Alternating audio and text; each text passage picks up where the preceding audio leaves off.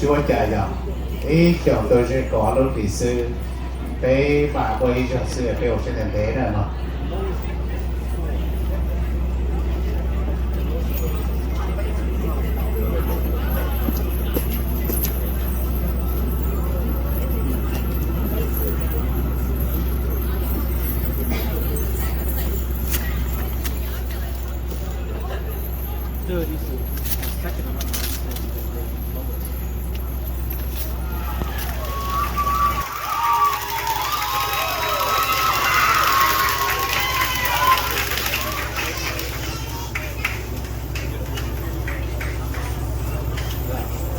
Okay. Pepe Ntxhais Ua Tsaug top 3. Yo to first one. Cú hú con bé chỉ có trò bé câu chùa rồi bệnh tỏ nó nè, okay. To first one. Yo to Ntxhais. A đại dấu. Number Oh, yeah, wow.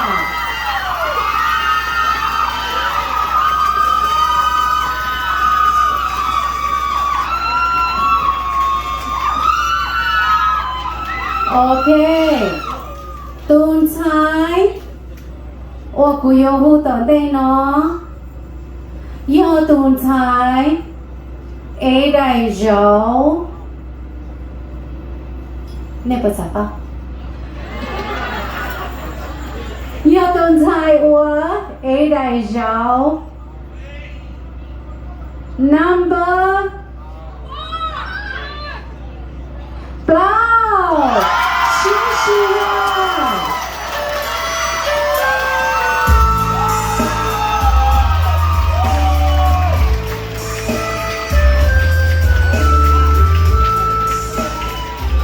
Okay, chỗ ít tu nè.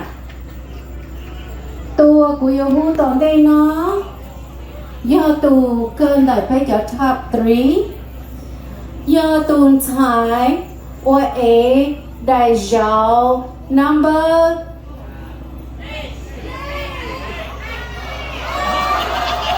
ôi trời, sao đây you excited tâm bỏ tính tu ta li.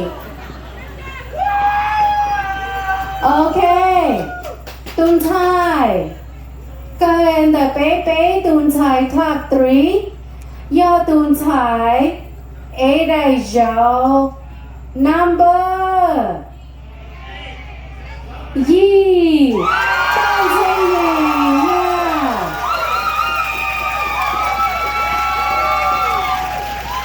Nè chị cứ đi này cha. Tụi nói hợp Pepe. Tụi nói hợp Pepe. Tụi top 3 nè. Tại chị lời cho hôn lùi tao tay tiêu.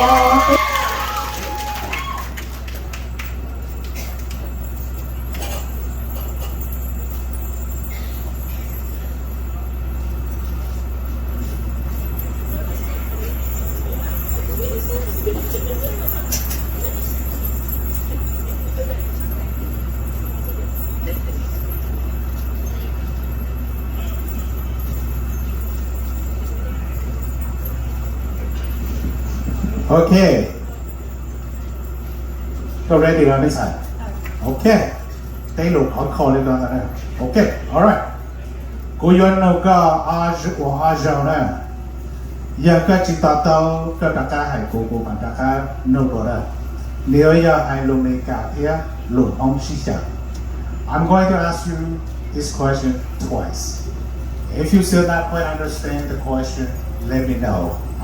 I will repeat the question. Okay? Understand? Alright. Okay. Now that.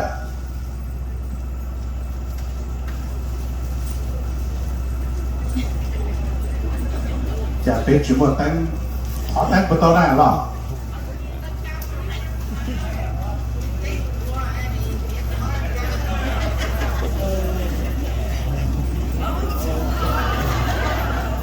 ok, rồi cho đây. Mình sai con gì à? Ok, mình rồi đây. Có xã hay thì giờ vì đi cả giờ cái cả đau tự thiên lý trận tranh cho Tây Mông có xã lý cha do vì lý cha do kỹ cẩn tờ đau tờ thiệt trận tranh trò bê mong. Why do you think education is important for the Hmong people? Why do you think education is important for the Hmong people?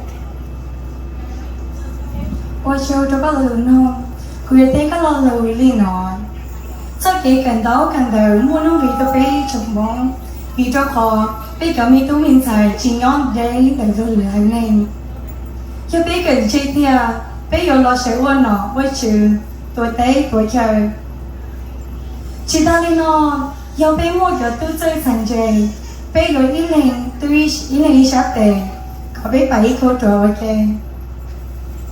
cho nó là cho yêu chơi nữa yêu ba tôi yêu chuyện hình ba tôi yêu tự khen tiếp đi là ba yêu chơi ít chơi mong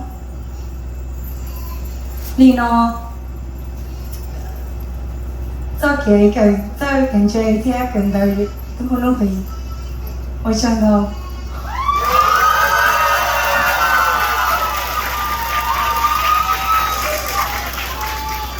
Phế tuần thai ế đại rau number 2 ban thành yàng ya.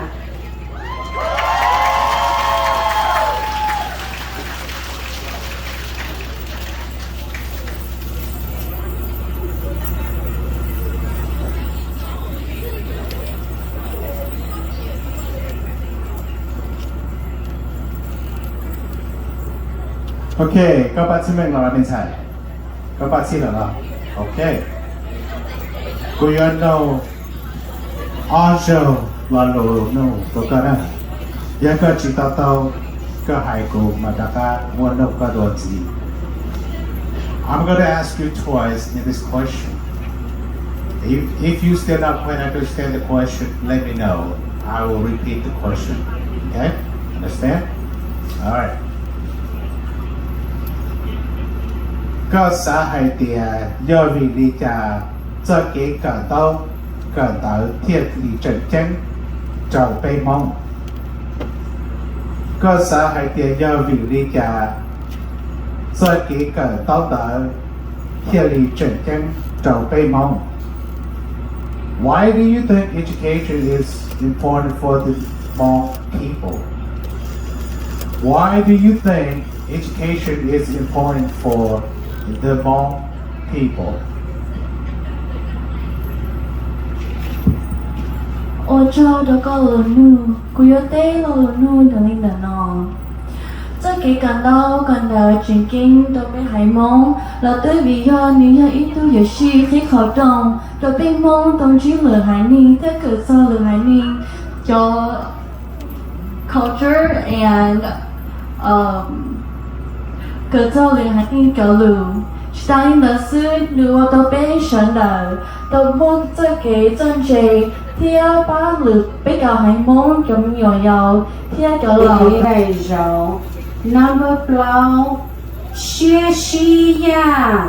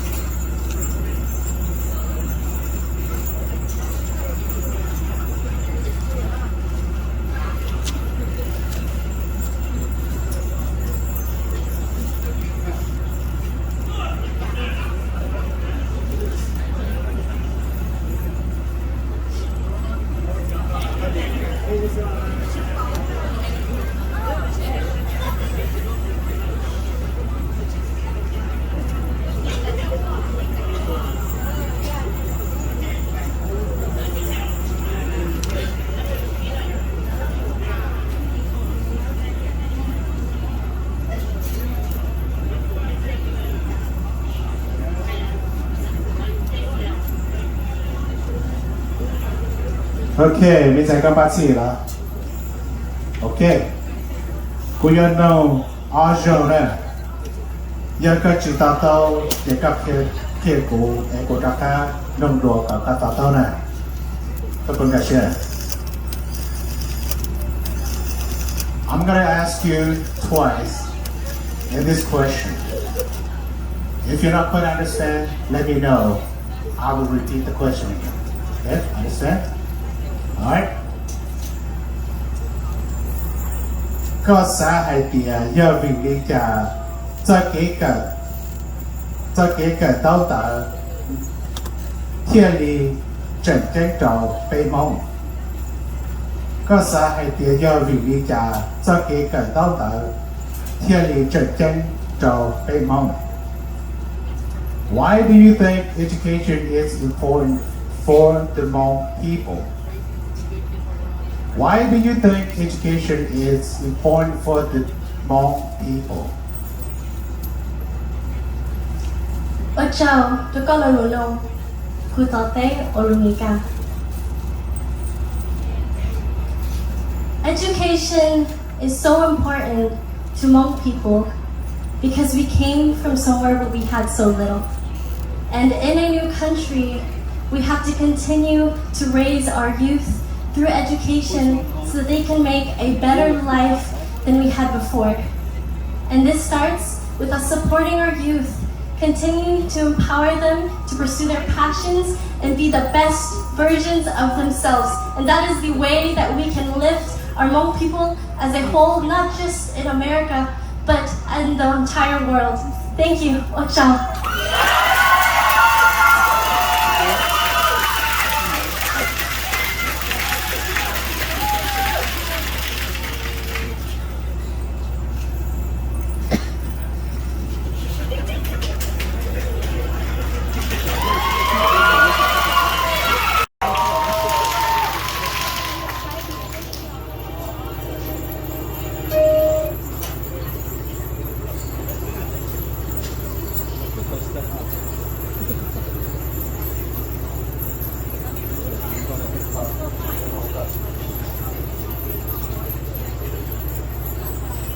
Okay.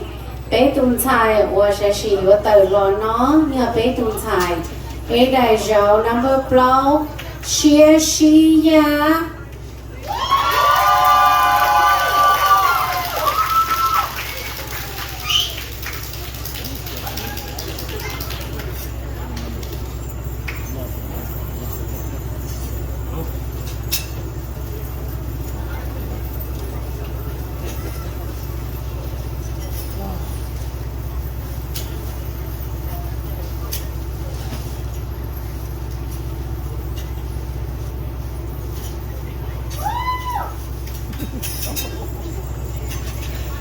Okay, bé tùng chai Ua sẽ chỉ Ua tử lo nó nhờ bé tùng chai Ua ê đại lê number 2. Ban thành yang ya.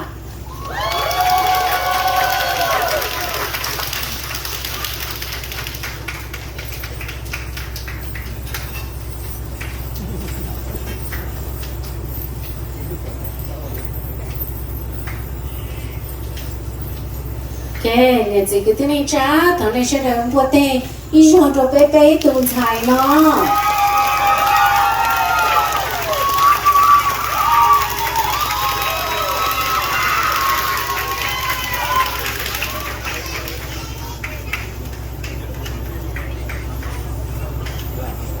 Okay, bé yêu thọ lúc envelope lo là bé tụ order nè.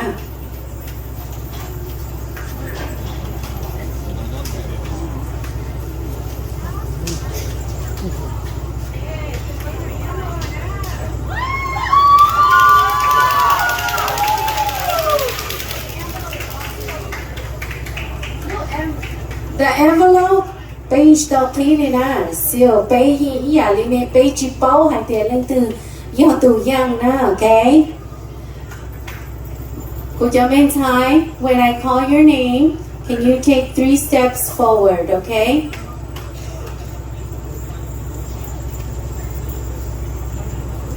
Okay. Bé yêu thọ, bé ý tù, yes, ôi hoàn doctor. Mai si ya thọ có lò mua complete cho bé tù second runner up. Bé tù chai tàu thi bé thọ doctor mai si ya thọ có lò một complete rồi bé tuần xài hoặc tàu thứ bé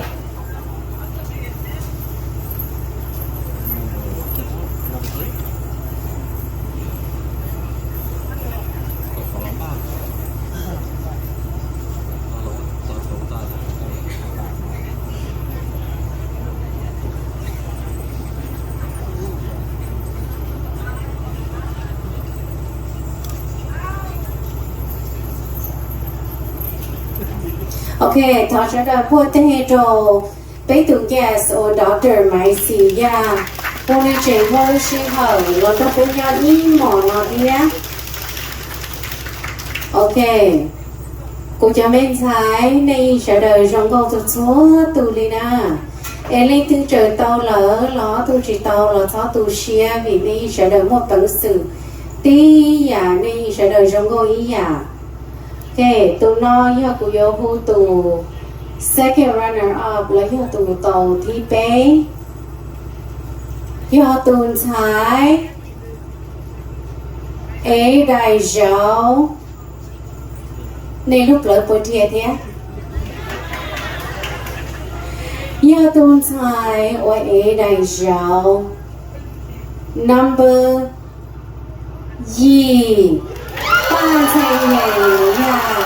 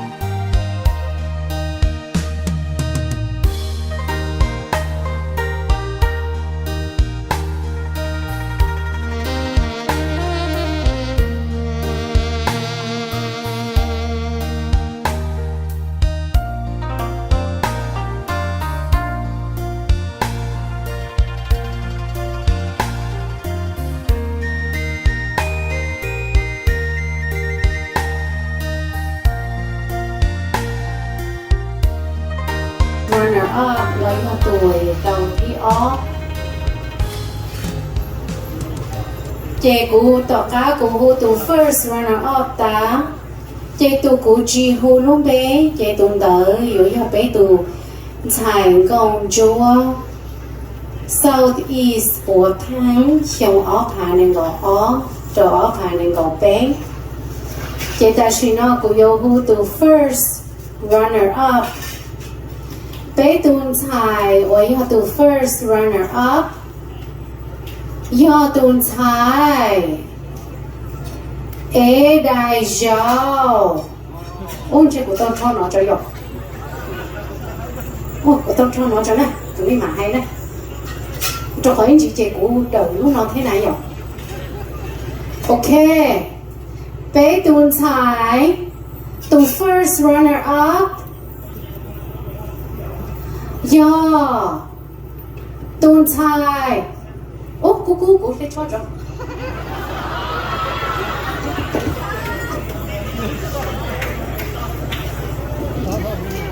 ok giờ nó cũng mà hai tí tí nè bé tuần thái to first runner up ôi yêu tụ tao tí ó yêu bé tuần thái ế đại giáo number anh chị tổng này tổng mình chỉ cho dọc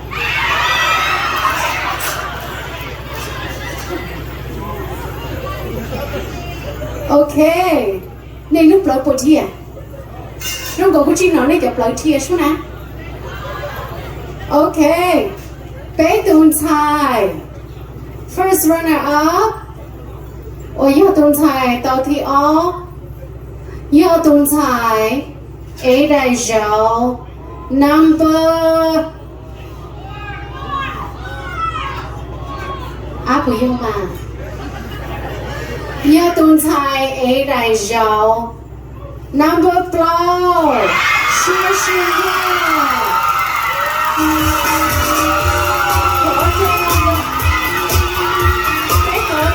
Bé VP. Bé khổ cho bé tù VP. Ôi hoa nhiều. Và cho va thọ con là mô khổng tuy. Rồi đồ và chỉ là cho này là mô khổng tuy. Rồi bé tù first runner up.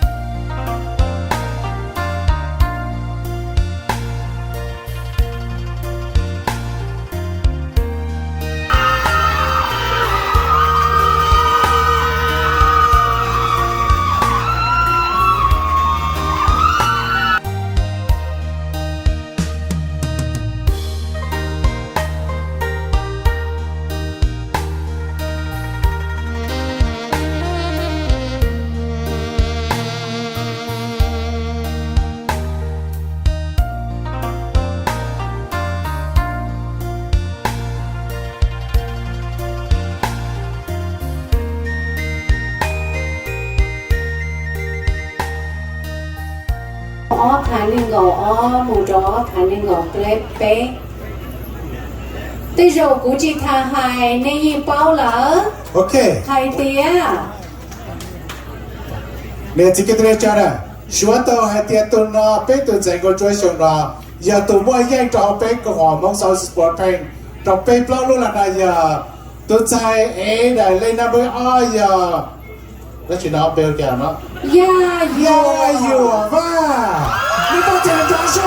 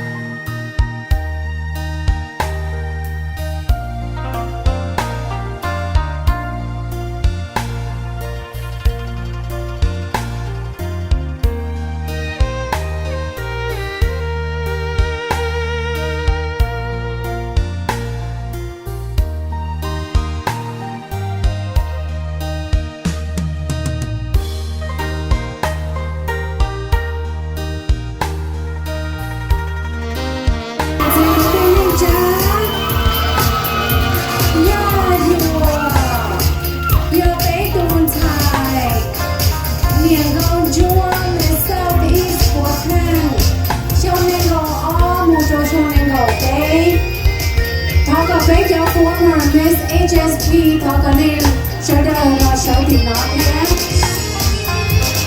Cái cho former Miss HSP nhé. Thọ cần nên là sợ thì nó. Cho bé Ntxhais Nkauj Ntsuab nó.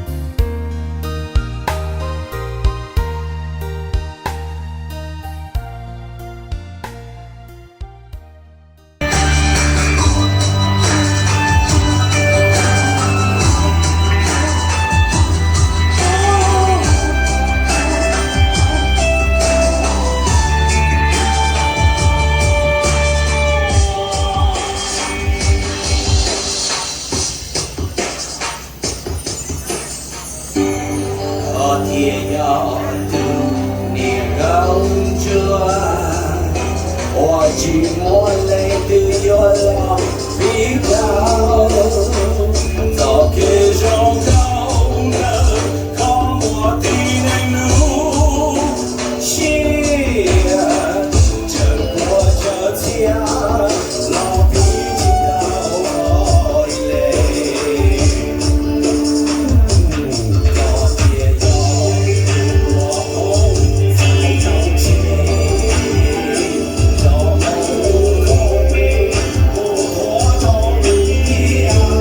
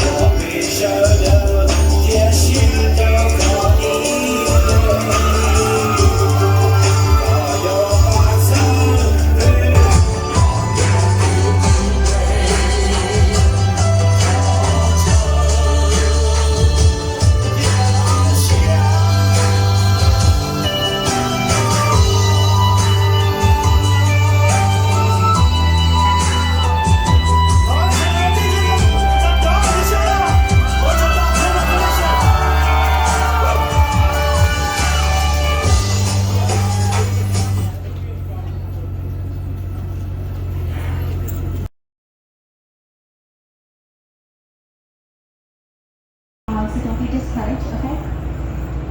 My wish for you all is that you walk away with your friends and your sisters, and I hope that you have tried to enjoy this experience, even though it was a little bit chaotic. You guys have been very graceful throughout this whole experience, so I commend you guys on that. I hope that. Hello, nhớ trong sợ đây. Em còn học, dạ.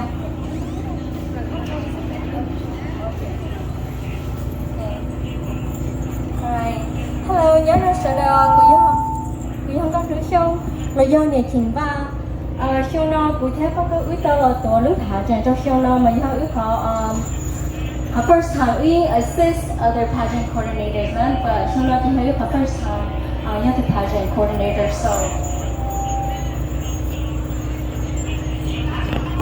kia tao không nói cả bây giờ tập nói thế mà so first time you have to coordinator you have pageant on us so so ô tô trong lý trả là khả năng trả lúc gì cũng thế em bị xong với nó lúc cái trong chân nó ok họ cho của ba team ba committee nhiều chỉ ba ya ba cô nhiều sản đạo cho helpers cho inside cho ba cho a score sheet so the judges cho escorts cho assistants họ cho to pay to auditor xong nó thế là vấn đề